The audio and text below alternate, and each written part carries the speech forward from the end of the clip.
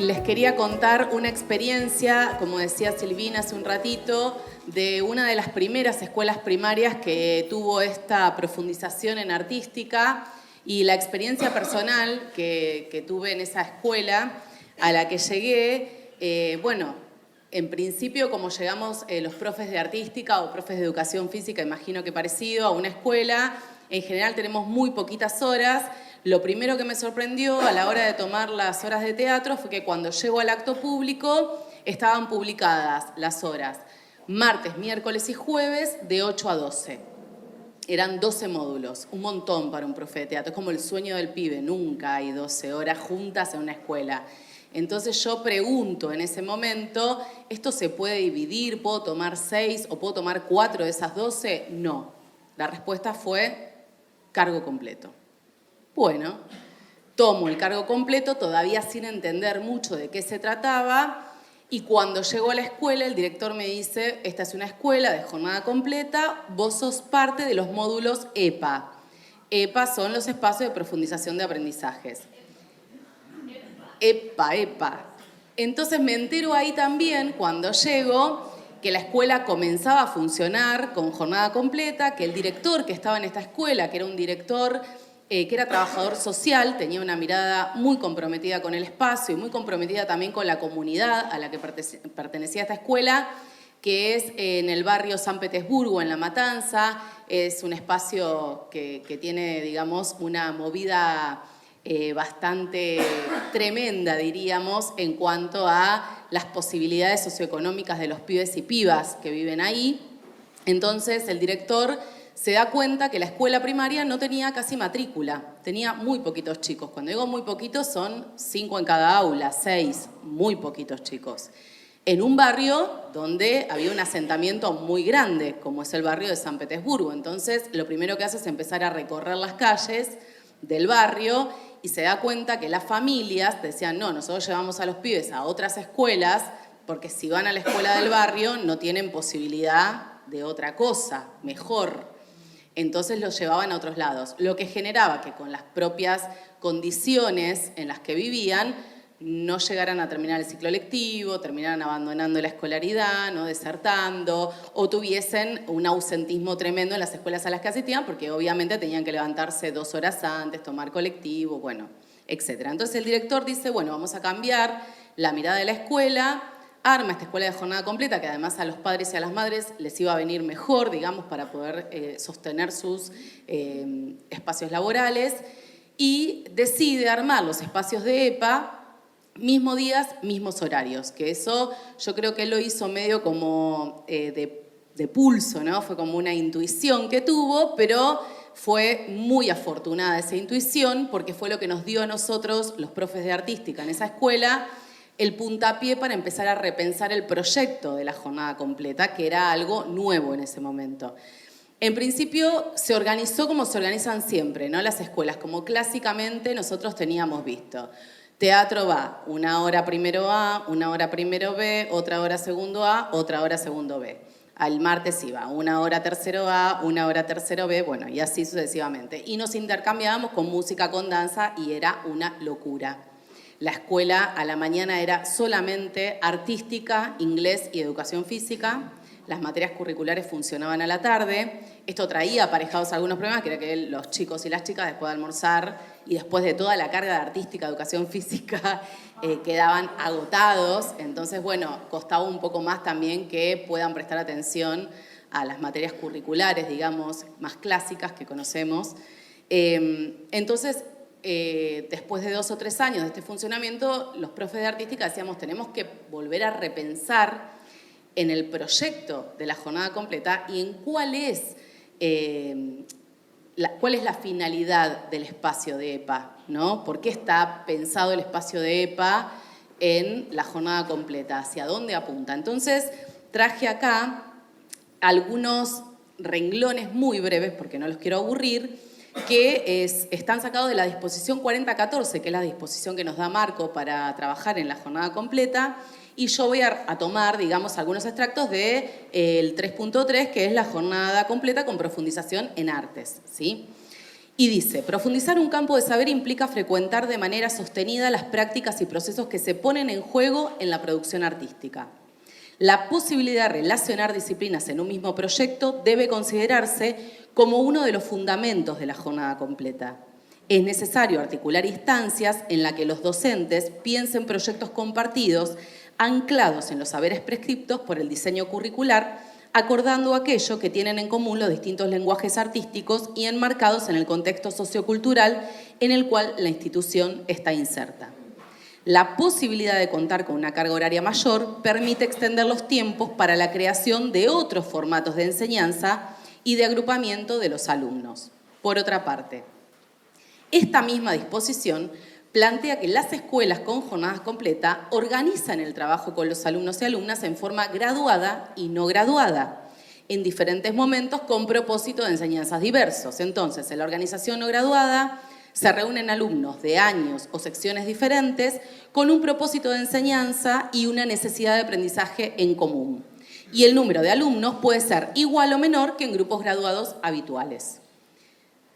Haciendo la lectura de la disposición 1440, dijimos, entonces podemos repensar el funcionamiento de estos espacios, teniendo en cuenta que además todos los profes de artística estamos en el mismo horario 3 veces a la semana.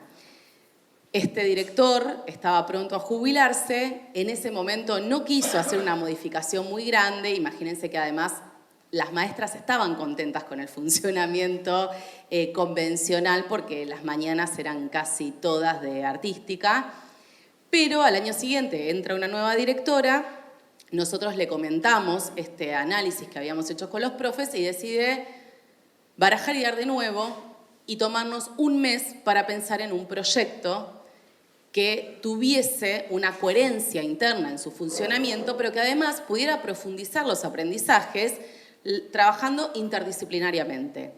Algo que ya veníamos trabajando, quienes además en artística habíamos estado compartiendo espacios en escuelas de estética, que no sé si todos y todas conocen, las escuelas de estéticas trabajan de manera interdisciplinaria y no graduada. Entonces, con la experiencia y el anexo número 3, el documento número 3, que da lugar a este funcionamiento de talleres en escuelas de estética, empezamos a repensar el proyecto.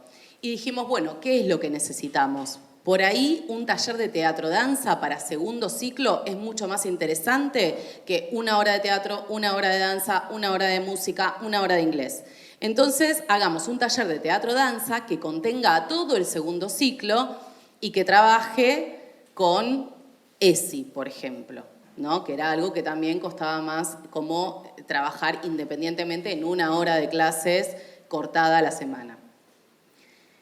Entonces, en esta experiencia, que además contempla que los grupos pueden ser iguales o menores, también vimos que había algunos alumnos que por ahí tenían más dificultad en las materias convencionales, matemática, prácticas de lenguaje, ciencias naturales, pero que en artística tenían como un desarrollo donde mostraban un interés muy grande y donde además hacían un trabajo de búsqueda personal mucho más profundo. Entonces dijimos, bueno, tal vez con ese alumno que no se está pudiendo integrar dentro del aula desde las materias curriculares y al que le está costando mucho más trabajar grupalmente, podemos hacer un trabajo un poco más específico, trabajar con él un rato a solas o con ella un rato a solas y luego incorporarlo al grupo, que sea la voz en un grupo de percusión, por ejemplo. Entonces, bueno, trabajar la parte de percusión con segundo ciclo y que haya 2 personas que trabajen la parte melódica y luego puedan juntarse y trabajar todos juntos a modo de orquesta.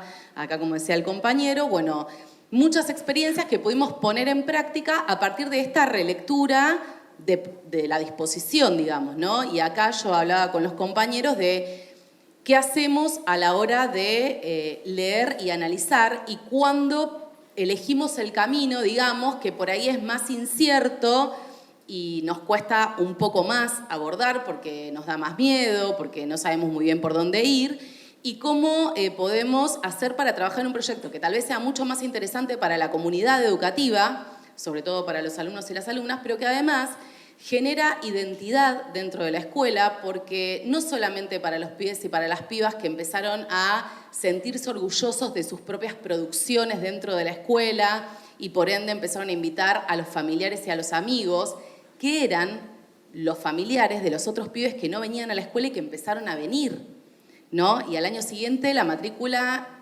aumentaba y al año siguiente la matrícula seguía aumentando y al año siguiente y nosotros decíamos, bueno, esto no fue magia, dirían por ahí, esto tiene que ver con que hay algo de la identidad de la escuela que tiene que ver con la identidad del barrio, porque claramente las producciones que se hacían dentro de la escuela no podían estar por fuera de la identidad de los pibes y las pibas, porque los pibes y las pibas proponían, porque los pibes y las pibas tenían la voz que nos decía a nosotros profes hacia dónde ir. Y a la vez los profes íbamos tomando identidad dentro de esa escuela también, porque estábamos 12 horas, que esto también es algo que por ahí es como para repensar, ¿no? Digo, como educadores. Si estamos 2 horas en una escuela, 2 horas en la otra, 2 horas en la otra, es más difícil sentirse parte de ese proyecto. Ahora, si estamos 3 veces por semana, 12 horas, somos parte de esa escuela, ¿no? O estamos locos, digamos, pero tendríamos que poder sentirnos parte de esa escuela. Entonces, a partir de eso, empezamos a trabajar con talleres interdisciplinarios, con grupos no graduados, a veces con un solo alumno o con una sola alumna, a veces con grupos reducidos de 10 o 15, porque además pensábamos cuáles eran los intereses y los deseos de los pibes y las pibas, ¿no? Digo, teatro-danza. Teatro-danza, pensado en una escuela, ¿no? De educación convencional, donde los pibes están acostumbrados a entender que el aprendizaje solo está dado de la cabeza para arriba, digamos, del cuello para arriba, de repente decir, bueno, vamos a poner el cuerpo, vamos a trabajar con música, vamos a trabajar con expresión, vamos a trabajar con contacto con un otro, vamos a trabajar con la posibilidad de complementar físicamente mi propio cuerpo con el cuerpo de un compañero o que un cuerpo sea colectivo y entonces represente a todos los cuerpos que están en ese espacio, es un montón. Entonces también eso fue progresivo, ¿no? La participación de los pibes y las pibas y la participación de ellos dentro del taller. Digo, a veces un taller de teatro-danza empezaba con 3 personas, nosotros invitábamos a los compañeros a que vengan, participen desde otros lugares y de repente a la semana siguiente había 2 o 3 más que decían yo también quiero sumarme y había 2 o 3 más que también querían sumarse y así tal vez el taller de teatro-danza terminaba con 15 pibes laburando o el taller de música-teatro terminaba con 50 chicos trabajando, ¿no? Según la propuesta y según los deseos era que se iban conformando estos talleres. Este año, por razones personales, decido licenciar esta escuela y queda el proyecto institucional, del cual yo me sentía sumamente orgullosa, de hecho lo estoy compartiendo con todos ustedes, y me comunico antes de venir acá al congreso al que fui invitada con la directora y le digo, che, quiero llevar algo del material que hicimos durante estos años con los pibes y las pibas, por ahí ver cómo se fueron creando los ensayos, cómo la escuela finalmente fue habitada por el barrio, ¿no? Por los vecinos que sienten ahora una identificación con ese lugar, que lo defienden además, ¿no? Nada, buscando material, tratando de repensar qué era lo que podíamos mostrar. Me cuenta que en la titularización que hubo hace un mes, no sé si fue en la provincia o en Matanza, en la provincia, la escuela volvió al proyecto inicial de 1 hora teatro para primero, 1 hora para segundo, 1 hora para tercero, 1 hora para cuarto.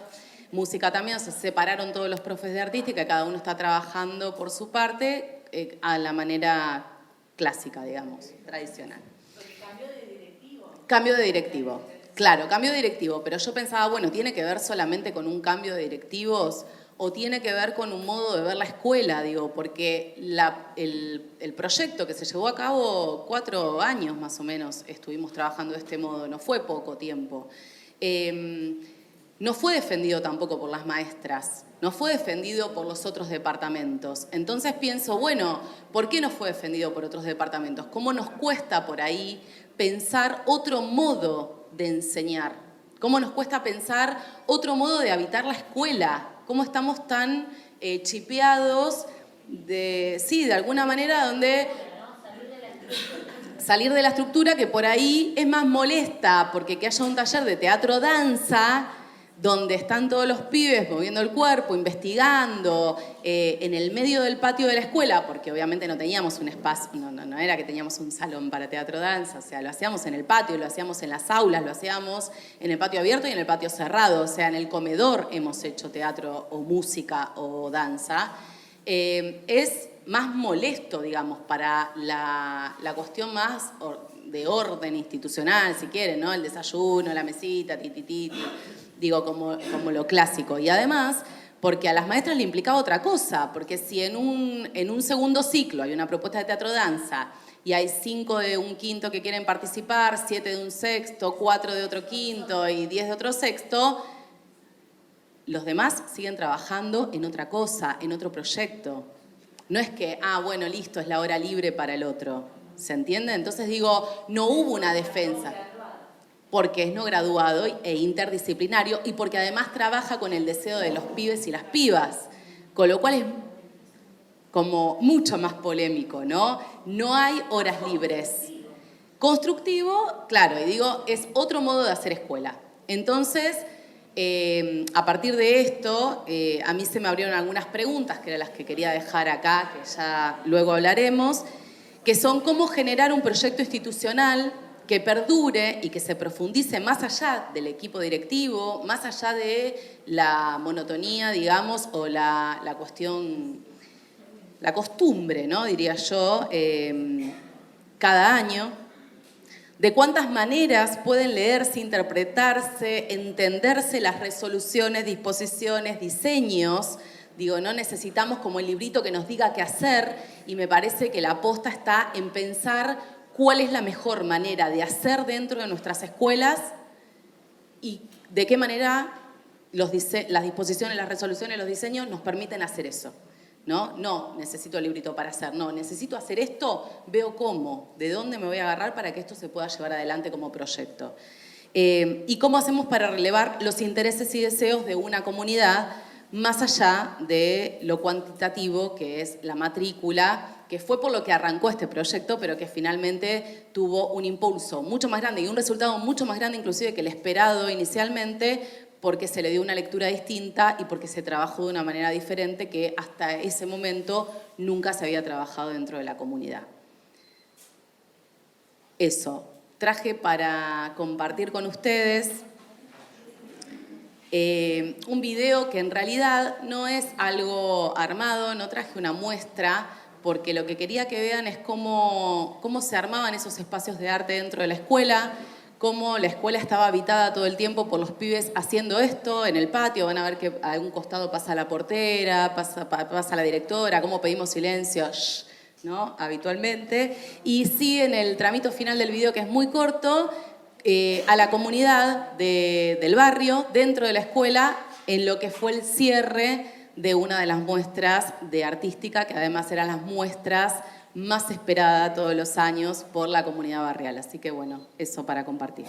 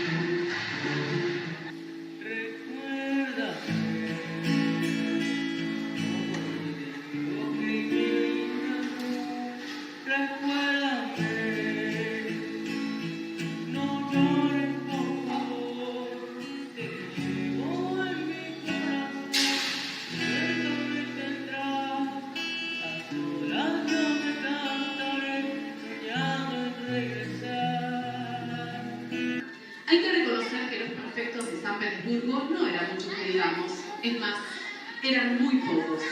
Tan pocos que había calles como Ignacio Rucci donde no podía encontrarse un perfecto ni con lupa.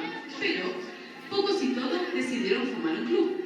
Porque todo el mundo sabe que a los perfectos solo les gusta charlar con perfectos, comer con perfectos y casarse con perfectos.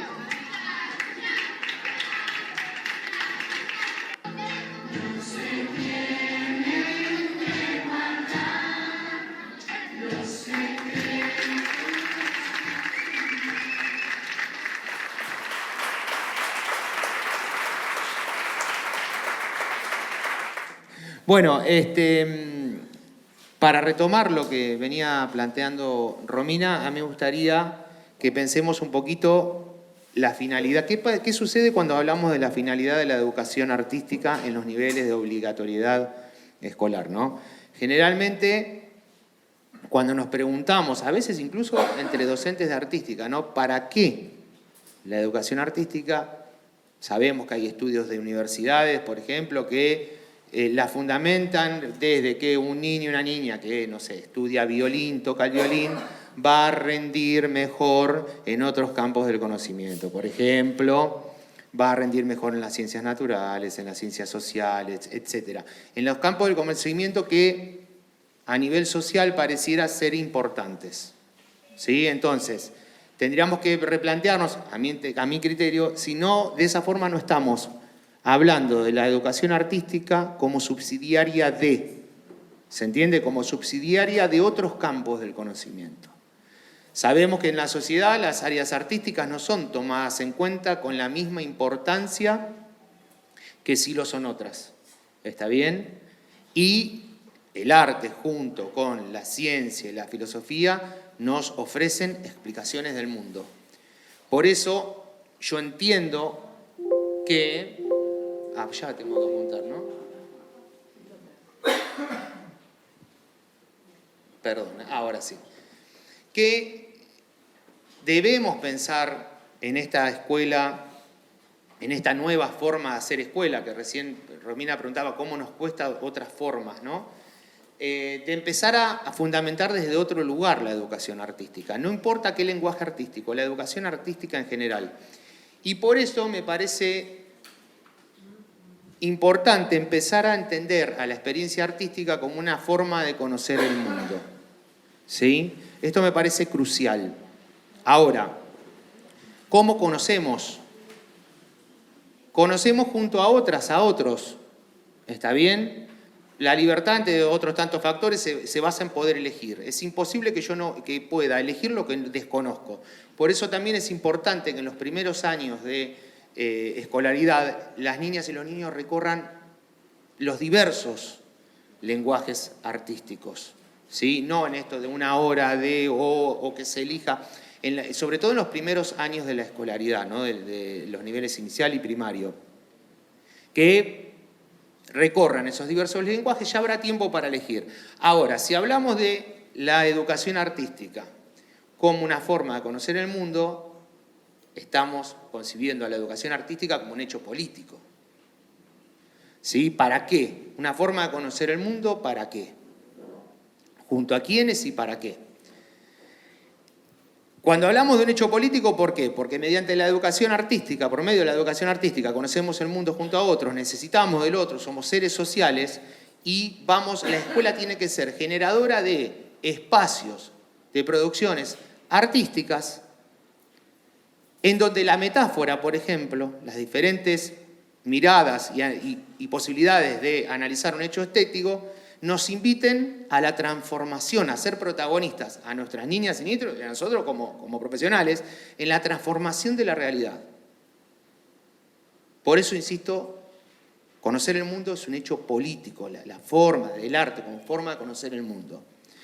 Eso implica que la escuela, además, tome las diferentes miradas hoy Romina hablaba del contexto, ¿no? De la comunidad.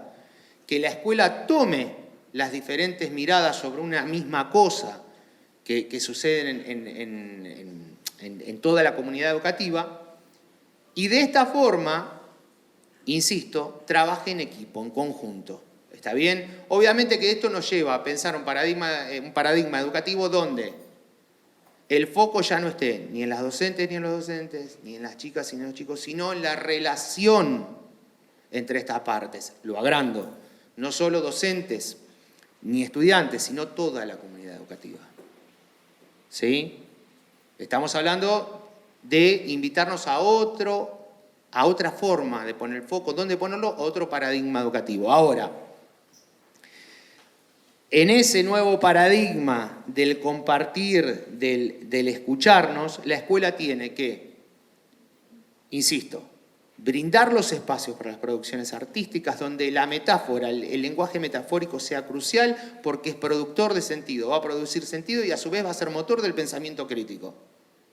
¿En función de qué? Insisto, de la transformación y no la escuela como mera reproductora. Quiero decir reproductor como sinónimo de repetición. Tiene que producir arte la escuela, ¿sí? Y los protagonistas, las protagonistas ya sabemos quiénes deben ser. Ahora, estas otras formas de hacer escuela nos llevan a este foco que decía, hablar de algo que... Me olvidé de correr el PowerPoint, pero no importa. Del vínculo, que ahí es donde, a mi entender, se debe poner el foco. En el vínculo. ¿Sí? El vínculo es el que construye. Mire, yo traje un profe que quiero mucho, queremos mucho en la Escuela de Arte Marechal. Bueno, hablo por mí, por las dudas. Que un gran libro que escribió hermoso, él cita lo siguiente. Lo que enseña es un vínculo, una relación, la manera en que hacemos existir por única vez una comunicación con cada grupo, con cada estudiante. Lo demás está en el teléfono celular, el dato. Juan Trepiana, un profe, amigo, músico. Entonces, en este vínculo, en esta forma de hacer escuela, hoy veníamos conversando con Pedro, con Romina, que otro gran profe, Schiffer, que tuvimos en el profesorado, nos preguntaba cuando, en didáctica, nos decía, cuando ingresaron al nivel inicial, ¿sabían leer? No. ¿Sabían escribir? No. ¿Sabían hablar? Sí. Entonces, ahí empezamos a analizar, a llegar a la conclusión de decir lo que son los aprendizajes significativos, que surgen por dos factores, deseo y necesidad, o deseo y o necesidad. Como profesionales, como artistas y docentes, debemos generar ese deseo y esa necesidad. Que esas niñas y esos niños deseen estar en esos espacios de construcción, de conocimiento, de entender.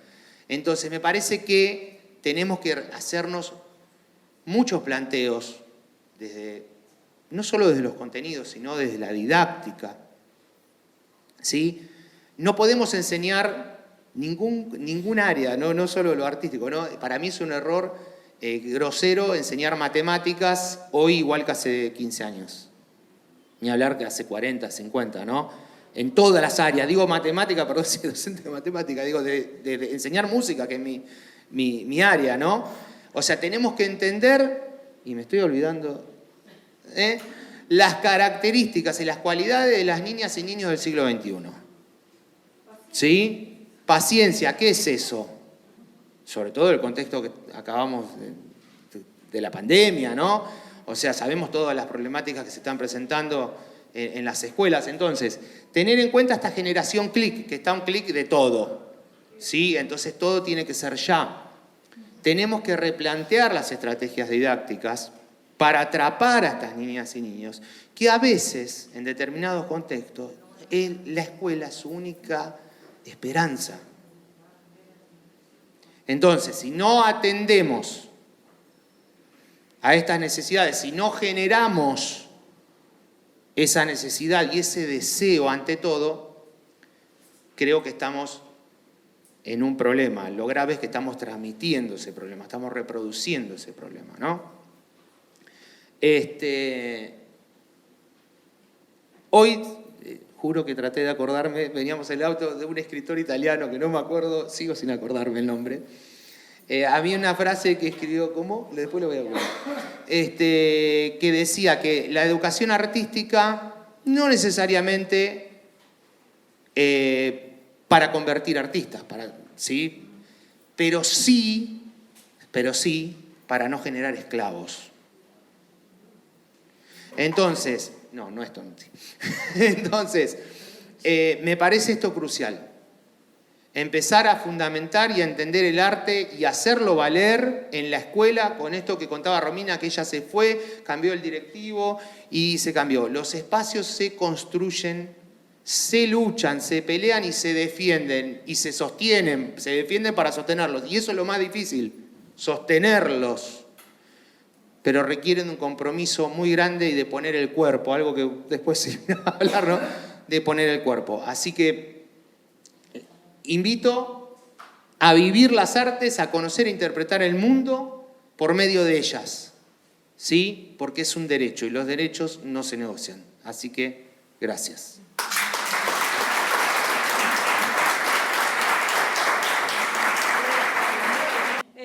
Bueno, primero muchas gracias a SUTEBA por esta invitación, ¿sí? al Congreso de Educación Primaria. Habitar nuestras primarias en comunidad, nuevos tiempos y desafíos. Digamos, para mí hay 3 líneas de análisis cuando uno piensa en una propuesta de jornada completa. Y estos marcos de referencia son líneas de análisis que para mí, cuando pensamos en una propuesta pedagógica integrada, ¿sí? Es la normativa, que es la que conocemos, la ley, las resoluciones, bueno, acá ellos algo contaron, yo no voy a profundizar sobre eso. El enfoque didáctico y disciplinar, que es algo contó recién Alejandro, ¿sí? Entonces yo más o menos les voy a contar. Este es un mapa conceptual de lo que podría ser la educación física, ¿no? Y lo que contaba recién Alejandro es este marco disciplinar que tiene que ver con un enfoque humanista, en donde en el centro de la enseñanza está el sujeto que aprende. ¿Y qué importancia tiene esto? Quizás más, algunos de ustedes se deben acordar cuando les decían, bueno, vóley, en la escuela secundaria, vóley. Hay que hacer, la técnica es así. Entonces todos tenemos que hacer lo mismo, o la vertical, es así. Y lo importante en ese paradigma era el objeto de enseñanza, no el sujeto que aprende. Hoy, bueno, empezamos a jugar una práctica deportiva que puede ser de campo dividido, en donde podría ser algo parecido al vóley, pero que no es exactamente el vóley, en principio, para acercarnos a ese conocimiento, ¿sí? Por eso se habla de prácticas deportivas, de prácticas acuáticas, de prácticas, porque en esa práctica hay una concepción social, hay una concepción humanista, ¿sí? Y hay una concepción democrática, en donde vamos decidiendo. Hoy ellos decían, ¿no? El deseo, digamos, ¿qué es lo que ese grupo de estudiantes, de chicos, de chicas, de chiques, quieren aprender, necesitan aprender, desean aprender, y que estén todos en la clase, no solamente los más aptos, los más hábiles. Y el enfoque disciplinar de la educación física tiene que ver con eso, ¿eh? Y está, por supuesto que para pensar la educación física está el campo de lo grupal, que ya hoy lo dijeron ellos, también lo dijo Isabelino. Es un paradigma de la complejidad, ¿sí? Porque no es solamente un cuerpo, sino hay una corporeidad, que es ese sentir, ese saber, ese vincularse, pero no solo pensando en el estudiante. Y nuestra corporeidad y nuestra historia también se da en ese vínculo y claro que se da en esa enseñanza. Con lo cual, la clase de educación física tiene este enfoque humanista. Y después, el enfoque didáctico el enfoque disciplinario. El enfoque didáctico, ¿sí? Que tiene que ver con las prácticas que yo recién les decía, ¿no? Que son las prácticas corporales. Porque, ¿qué enseña la educación física? Enseña prácticas corporales, que es el recorte de la cultura, ¿sí? Esos son los contenidos. Entonces tenemos prácticas expresivas. Y entonces podemos hablar de folclore, podemos hablar de distintas danzas dentro de las conocidas por los chicos y otras nuevas que nosotros podemos acercarles de ese recorte para conocer, de las deportivas, de las ludomotrices, que no solamente lúdicas, sino eso ludomotriz significa que hay un eje motriz dentro del área, digamos que es potente. Bien. Entonces, y la otra dimensión, la otra referencia, que para mí es la columna vertebral, no del área de educación física, sino de todas las áreas, de la dimensión política de la tarea docente, de todos los docentes que trabajamos, sobre todo en una institución educativa de nivel obligatorio, como son las escuelas de inicial, primaria y secundaria. Entonces, en esta dimensión política está la normativa, que es la ley, la que nos ordena. Yo lo que le quería leer ahí en el artículo 5 de la ley provincial, en el artículo 5 de la ley provincial de educación dice: a través de la Dirección General de Cultura y Educación, tiene la responsabilidad, la provincia a través de la dirección, tiene la responsabilidad principal e indelegable de proveer, garantizar y supervisar una educación integral, inclusiva, permanente y de calidad para todos, ahí dice todos, yo voy a decir todes hoy, sus habitantes. Fue escrito en el 2007, vamos a ayornarlo un poquito. En el 2007. Entonces yo me pregunto, ok, ¿y cómo hace la provincia para, para poner en práctica esa responsabilidad? ¿Sí? Y a través de la implementación de la ley, que no es lo mismo que la ley escrita. ¿Sí? ¿Dónde? Y en las escuelas, en las aulas, en los patios. Ahí se implementa la ley. Una cosa es cuando se escribe, ¿sí? Otra cosa es cuando sucede.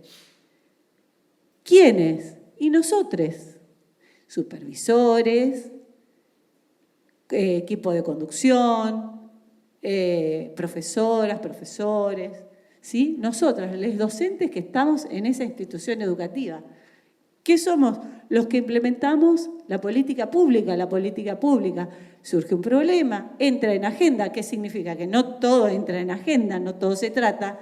Después se transforma en ley o se normativiza de algún modo y después se implementa. Y nosotros estamos en esa fase, con lo cual, de ningún modo nosotros podemos permitir, casi podría decir, que en una escuela se diga, yo no hago política. Porque somos parte de una política pública. ¿Sí? Eso, podemos decir, bueno, yo no hago política partidaria. Ahora, la política también tiene una intencionalidad. ¿Sí? Y hay un posicionamiento ideológico. A ver, pensamos, ¿la educación es un derecho o la educación es un servicio? Bueno, es una cosa o la otra, es un posicionamiento.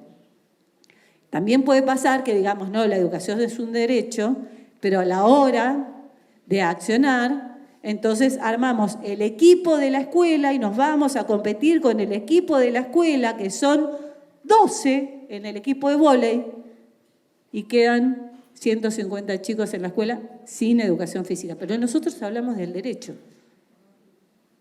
¿Sí? Entonces, no solamente que esos chicos no les dio el nivel para formar parte del equipo, o se portaron mal, entonces no forman parte del equipo, sino que además te quedás sin educación física.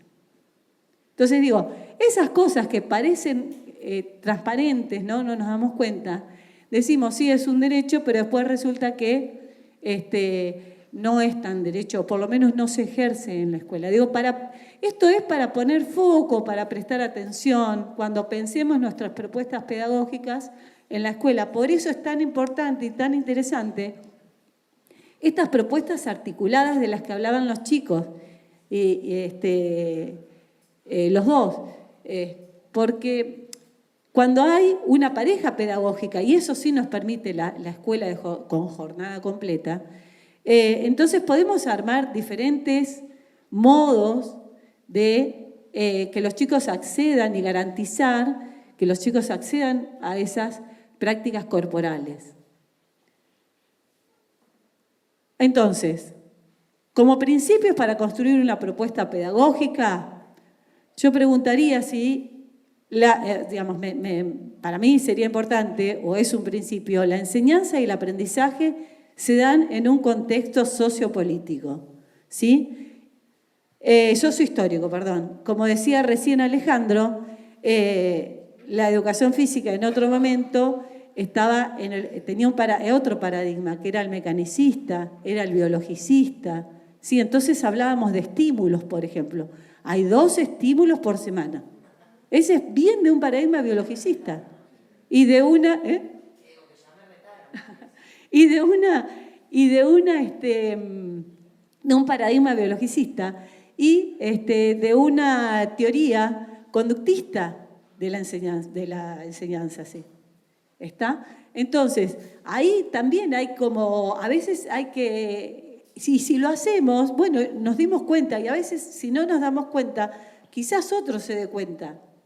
Eso está bueno que vos lo aclaremos, porque nosotros en las escuelas con jornada completa estamos acostumbrados a hablar del tercer estímulo de educación física, el tercer estímulo de artística, porque cuando se amplían, digo, está bueno que hablemos de los paradigmas Claro. de la educación física para desentrañar eso de que no es estímulo. Claro, son módulos, son espacios, son encuentros. Pero en principio no estímulos, o por lo menos pertenece a otro paradigma, ¿sí? Quizás para alguien sea estímulo. Pero es esperable que en una escuela de la provincia de Buenos Aires no sea estímulo. Ese es el punto. La tarea docente es una tarea político-pedagógica, por lo que decía recién. Digo, las decisiones que tomamos, cómo organizamos los horarios, permitimos lo que le pasó a ella en su escuela, ¿no? Bueno, a Romina. Pasa un grupo, una directora con una dirección, un equipo de conducción, se agrupan de un modo y viene el otro equipo de conducción y se agrupan de otro modo. Eso habla mucho del posicionamiento de los docentes que están en esa escuela. La educación física se inscribe en un enfoque de derecho, y esto es del derecho a apropiarse de ese grupo de alumnas, alumnos, alumnes de esa institución, el derecho a apropiarse de ese recorte de la cultura corporal. Y por supuesto, entonces, este enfoque cobra especial significación, sobre todo en educación física, en la perspectiva de género, ¿sí? Porque hay, hasta no hace mucho, y todavía se sigue sosteniendo, las clases separadas por sexo, ¿no? Entonces, bueno, hay una resolución, la 2476 del año 13, que fue tremendo, El juego. A la hora de jugar o a la hora de que suceda, dale, pareces una nena, dale, pareces... Bueno, esas cosas que por ahí se escuchan, ¿sí? Entonces hay que estar atentos para poder garantizar el derecho y para que la ESI, porque la ESI no es una clase que doy una clase de ESI, ¿sí? La ESI es bien transversal, está presente en todo momento.